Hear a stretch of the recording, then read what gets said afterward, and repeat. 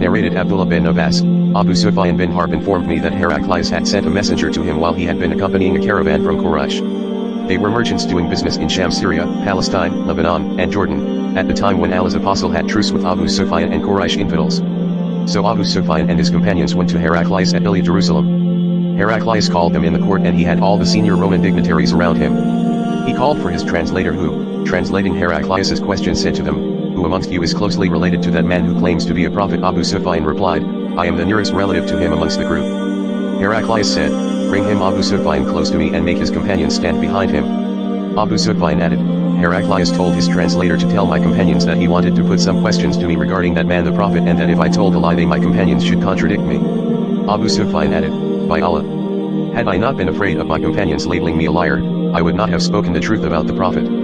The first question he asked me about him was, "What is his family status amongst you?" I replied, "He belongs to a good noble family amongst us." Heraclius further asked, "Has anybody amongst you ever claimed the same, i.e. to be a prophet before him?" I replied, "No." He said, "Was anybody amongst his ancestors a king?" I replied, "No." Heraclius asked, "Do the nobles or the poor follow him?" I replied, "It is the poor who follow him."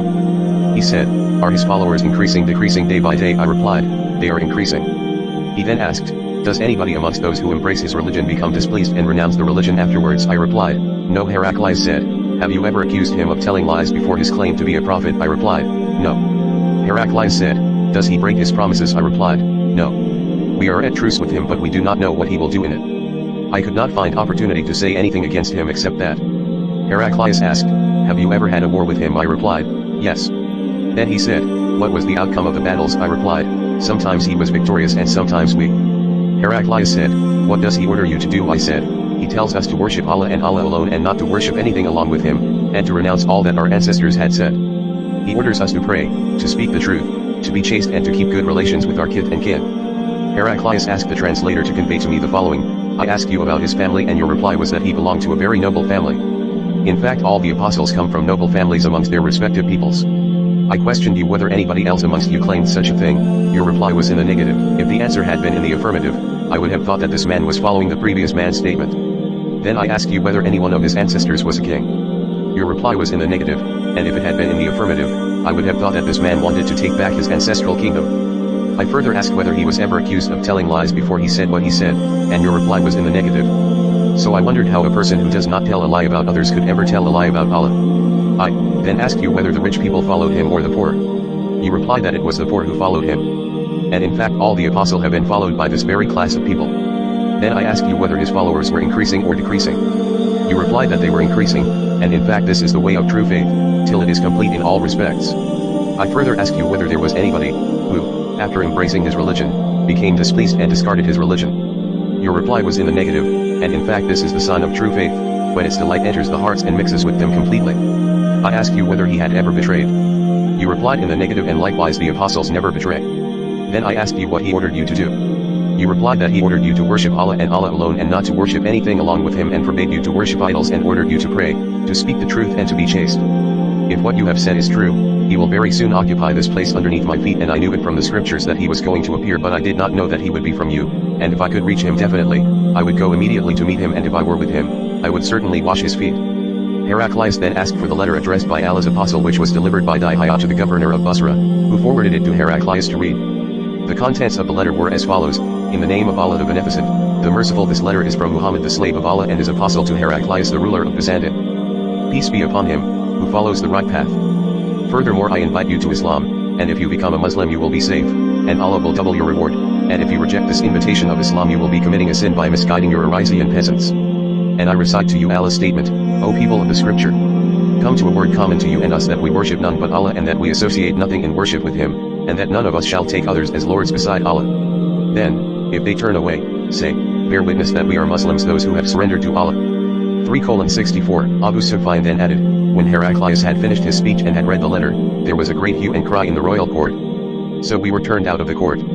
I told my companions that the question of Ibn Abi Kabsha the Prophet Muhammad has become so prominent that even the king of Bani al-Asfar Byzantium is afraid of him. Then I started to become sure that he the Prophet would be the conqueror in the near future, till I embraced Islam, i.e. Allah guided me to it. The sub-narrator adds, Ibn Natur was the governor of Lya, Jerusalem, and Heraclius was the head of the Christians of Sham. Ibn Natur narrates that once while Heraclius was visiting Ilya, Jerusalem, he got up in the morning with a sad mood. Some of his priests asked him why he was in that mood. Heraclius was a foreteller and an astrologer. He replied, "At night when I looked at the stars, I saw that the leader of those who practice circumcision had appeared become the conqueror." "Who are they who practice circumcision?" the people replied, "Except the Jews. Nobody practices circumcision, so you should not be afraid of them Jews. Just issue orders to kill every Jew present in the country." While they were discussing it, a messenger sent by the king of Ghassan to convey the news of Allah's apostle to Heraclius was brought in. Having heard the news, Heraclius ordered the people to go and see whether the messenger of Ghassan was circumcised. The people, after seeing him, told Heraclius that he was circumcised. Heraclius then asked him about the Arabs. The messenger replied, "Arabs also practice circumcision." After hearing that, Heraclius remarked that sovereignty of the Arabs had appeared. Heraclius then wrote a letter to his friend in Rome who was as good as Heraclius in knowledge. Heraclius then left for Homs, a town in Syria, and stayed there till he received the reply of his letter from his friend who agreed with him in his opinion about the emergence of the prophet and the fact that he was a prophet. On that, Heraclius invited all the heads of the Byzantines to assemble in his palace at Homs. When they assembled, he ordered that all the doors of his palace be closed. Then he came out and said, "O Byzantines, if success is your desire and if you seek right guidance and want your empire to remain, then give a pledge of allegiance to this prophet, i.e. embrace Islam." On hearing the views of Heraclius, the people ran towards the gates of the palace like onagers but found the doors closed. Heraclius realized their hatred towards Islam, and when he lost the hope of their embracing Islam, he ordered that they should be brought back in audience. When they returned, he said, "What already said was just to test the strength of your conviction, and I have seen it." The people prostrated before him and became pleased with him, and this was the end of Heraclius' story in connection with his faith. हमको अव्वलिमान हुक्म बिन नाफे ने हदीस बयान की, उन्हें इस हदीस की शुएब ने खबर दी। उन्होंने ज़हरी से ये हदीस सुनी। उन्हें उबैदुल्लाह इब्न अब्दुल्लाह इब्न उतबा बिन मसूद ने खबर दी कि अब्दुल्लाह बिन अब्बास से अबू सुफियान बिन हर्ब ने यह वाक़या बयान किया कि हिरकल ने उनके पास फरिश्ते काफिले में एक आदमी बुलाने को भेजा, और इस वक्त ये लोग तिजारत के लिए मुल्क शाम गए हुए थे, और ये वो ज़माना था जब रसूल अल्लाह ने कुरैश और अबू सुफियान से एक वक्ती अहद किया हुआ था। जब अबू सुफियान और दूसरे लोग हिरकल के पास अल-फलात पहुंचे जहां हिरकल ने दरबार तलब किया था। इसके गिर्द रोम के बड़े बड़े लोग बैठे हुए थे। हिरकल ने इनको और अपने तर्जमान को बुलवाया, फिर इनसे पूछा कि तुम में से कौन शख्स मुद्दई रिसालत का ज्यादा करीबी अजीज है। अबू सुफियान कहते हैं कि मैं बोल उठा कि मैं उसका सबसे ज्यादा करीबी रिश्तेदार हूँ। हिरकल ने हुक्म दिया कि इसको मेरे करीब लाकर बैठाओ और उसके साथियों को उसकी पीठ के पीछे बिठा दो। फिर अपने तर्जुमान से कहा कि उन लोगों से कह दो कि मैं अबू सुफियान से इस शख्स के हालात पूछता हूँ। अगर ये मुझसे किसी बात में झूठ बोल दे तो तुम उसका झूठ जाहिर कर देना, अल्लाह की कसम। अगर मुझे ये गैरत न आती कि ये लोग मुझको झुटलाएंगे तो मैं आपकी निस्बत जरूर गलत कोई से काम लेता। खैर, पहली बात जो हिरकल ने मुझसे पूछी वो ये कि इस शख्स का खानदान तुम लोगों में कैसा है। मैंने कहा वो तो बड़े ऊंचे आली नसब वाले हैं। कहने लगा इससे पहले भी किसी ने तुम लोगों में ऐसी बात कही थी। मैंने कहा नहीं। कहने लगा अच्छा उसके बड़ों में कोई बादशाह हुआ है। मैंने कहा नहीं।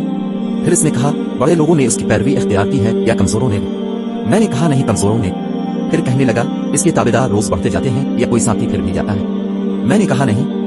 कहने लगा कि क्या आपने इस दवाई से पहले कभी उसने झूठ बोला है। मैंने कहा नहीं, और अब हमारी इससे एक मुकर्ररा मुद्दत ठहरी हुई है, मालूम नहीं वो इसमें क्या करने वाला है। मैं इस बात के सिवा और कोई इस गुफ्तगू में शामिल न कर सका। हिरकल ने कहा कि तुम्हारी इससे कभी लड़ाई भी होती है। हमने कहा कि हाँ। बोला फिर तुम्हारी और उसकी जंग का क्या हाल होता है। मैंने कहा लड़ाई डोर की तरह है, कभी वो हमसे जीत लेते हैं और कभी हम उनसे जीत लेते हैं। हिरकल ने पूछा वो तुम्हें किस बात का हुक्म देता है।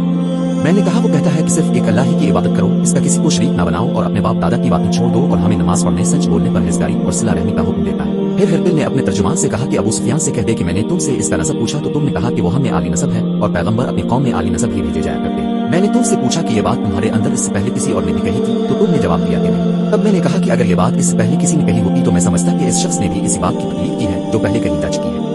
मैंने तुमसे पूछा कि इसके बड़ों में कोई बादशाह भी गुजरा है। तुमने कहा कि नहीं। तो मैंने कहा कि उनके बुजुर्गों में से कोई बादशाह हुआ होगा तो कह दूंगा कि वो शख्स अपने आबा व अजदाद की बादशाहत और उनका मुल्क हासिल करना चाहता है। और मैंने तुमसे पूछा कि इस बात के कहने से पहले तुमने कभी इसको दरोगोई का इल्जाम लगाया है। तुमने कहा कि नहीं। तो मैंने समझ लिया कि जो शख्स आदमियों के साथ दरोगोई से बच्चे वो अल्लाह के बारे में कैसे झूठी बात कह सकता है। और मैंने तुमसे पूछा कि बड़े लोग उसके पीरू होते हैं या कमजोर आदमी। तुमने कहा कमजोरों ने इसकी इत्तिबा की है तो यही लोग पैगंबरों के मुत्तबीन होते हैं।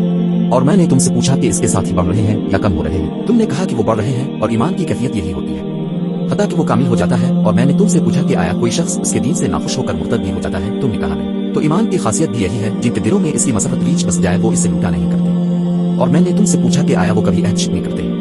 तुमने कहा नहीं, पैगंबरों का यही हाल होता है, वो अहद की खिलाफ वर्जी नहीं करते। और मैंने तुमसे कहा कि वो तुमसे किस चीज के लिए कहते हैं। तुमने कहा कि वो हमें हुक्म देते हैं कि अल्लाह की इबादत करो, उसके साथ किसी को शरीक न ठहराओ और तुम्हें बुतों की परस्तिश से रोकते हैं, सच बोलने और परहेजगारी का हुक्म देते हैं। लिहाजा अगर ये बातें जो तुम कह रहे हो सच हैं तो अनकरीब वो इस जगह का मालिक हो जाएगा कि जहां मेरे ये दोनों पांव हैं। मुझे मालूम था कि वो आने वाला है, मगर मुझे ये मालूम नहीं था कि वो तुम्हारे अंदर होगा। अगर मैं जानता कि इस तक पहुंच सकूंगा तो इससे मिलने के लिए हर तकलीफ गवारा करता। अगर मैं उसके पास होता तो उसके पांव धोता। हिरकल ने रसूल अल्लाह वो खत मंगाया जो अपने धा कल्बी के जरिए हाकिम वसत के पास भेजा था और उसने वो हिरकल के पास भेज दिया था। फिर इसको पढ़ा तो इसमें अल्लाह के नाम के साथ जो निहायत मेहरबान और रहम वाला है। अल्लाह के बंदे और उसके पैगंबर मोहम्मद की तरफ से ये खत है शारों के लिए। इस शख्स पर सलाम हो जो हिदायत की पैरवी करे। इसके बाद मैं आपके सामने दावत इस्लाम पेश करता हूँ। अगर आप इस्लाम ले आएंगे तो सलामती नसीब होगी, अल्लाह आपको दोहरा सवाब देगा, और अगर आप रुगर्दानी करेंगे तो आपकी रियाया का गुनाह भी आपके पर होगा। और ये अहल किताब, एक ऐसी बात पर आ जाओ जो हमारे और तुम्हारे दरमियान यकसा है, वो ये कि हम अल्लाह के सिवा किसी की इबादत न करें और किसी को इसका शरीक न ठहराएं, और न हम में से कोई किसी को अल्लाह के सिवा अपना रब बनाए। आखिरी हालत यही रही। अबू अब्दुल्ला कहते हैं कि इस हदीस को साले बिन किसान, यूनुस और मोहम्मद ने भी ज़हरी से रवायत किया है। फिर अगर वो अहल किताब मुंह फेर लें तो तुम उनसे कह दो कि हम तो एक अल्लाह के इताअत गुज़ार हैं। अबू सुफियान कहते हैं जब हिरकल ने जो कुछ कहना था कह दिया और खत पढ़कर फारिग हुआ तो उसके इर्द गिर्द बहुत शोर और गौगा हुआ, बहुत सी आवाजें उठी और हमें बाहर निकाल दिया गया। तब मैंने अपने साथियों से कहा कि अबू कब्शा के बेटे का मामला तो बहुत बढ़ गया, इससे बनी अस्फर का बादशाह भी डरता है। मुझे इस वक्त से इस बात का यकीन हो गया कि नबी करीम अनकरीब गालिब होकर रहेंगे, हत्ता कि अल्लाह ने मुझे मुसलमान कर दिया। इब्न नतौर अलिफाला का हाकिम हिरकल का मसाहिब और शाम के नसार का लाड पादरी बयान करता था कि हिरकल जब अलिफाला खाया एक दिन सुबह को परेशान उठा तो उसके दरबारियों ने दरियाफ्त किया कि आज हम आपकी हालत बदली हुई पाते हैं। इब्न नतौर का बयान है कि हिरकल नजूमी था, इल्म नजूम में वो पूरी महारत रखता था। इसने अपने हम नशीनों को बताया कि मैंने आज रात सितारों पर नजर डाली तो देखा कि खतना करने वालों का बादशाह हमारे मुख पर गालिब आ गया है। इस जमाने में कौन लोग खतना करते हैं? उन्होंने कहा कि यहूद के सिवा कोई खतना नहीं करता, सो उनकी वजह से परेशान ना हो। सल्तनत के तमाम शहरों में यह हुक्म लिख भेजिए कि वहाँ जितने यहूदी हो सब कत्ल कर दिए जाएं। वो लोग उन्हीं बातों में मशगूल थे कि हिरकल के पास एक आदमी लाया गया जिसे शाह गसान ने भेजा था। इसने रसूल अल्लाह के हालात बयान किए। जब हिरकल ने सुन लिया तो कहा कि जाकर देखो वो खतना किए हुए है या नहीं। उन्होंने इसे देखा तो बतलाया कि वो खतना किया हुआ है। हिरकल ने जब इस शख्स से अरब के बारे में पूछा तो उसने बताया कि वो खतना करते हैं। तब हिरकल ने कहा कि यही इस उम्मत के बादशाह हैं जो पैदा हो चुके हैं। फिर इसने अपने एक दोस्त को रोमिया खत लिखा और वो भी इल्म नजूम में हिरकल की तरह माहिर था। फिर वहां से हिरकल हमस चला गया। अभी हमस से निकला नहीं था कि इसके दोस्त का खत आ गया। इसकी राय भी नबी करीम के ज़हूर के बारे में हिरकल के मुवाफिक थी कि मोहम्मद पैगंबर है। इसके बाद हिरकल ने रोम के बड़े आदमियों को अपने हमस के महल में तलब किया और उसके हुक्म से महल के दरवाजे बंद कर लिए गए। फिर वो बाहर आया और कहा, ए रोम वाल, क्या हिदायत और कामयाबी में कुछ हिस्सा तुम्हारे लिए भी है? अगर तुम अपनी सल्तनत की बका चाहते हो तो फिर इस नबी की बैत कर लो और मुसलमान हो जाओ। फिर वो लोग वहशी गधों की तरह दरवाजों की तरफ दौड़े, उन्हें बंद पाया। आखिर जब हिरकल ने उनकी ये नफरत देखी और उनके ईमान लाने से मायूस हो गया तो कहने लगा कि इन लोगों को मेरे पास लाओ। तो उसने कहा, मैंने जो बात कही थी इससे तुम्हारी दीनी पुख्तगी की आजमाइश मकसूद थी, सो वो मैंने देख ली। अब वो सब के सब इसके सामने सजदे में गिर पड़े और उससे खुश हो गए। बिलाखिर हिरकल की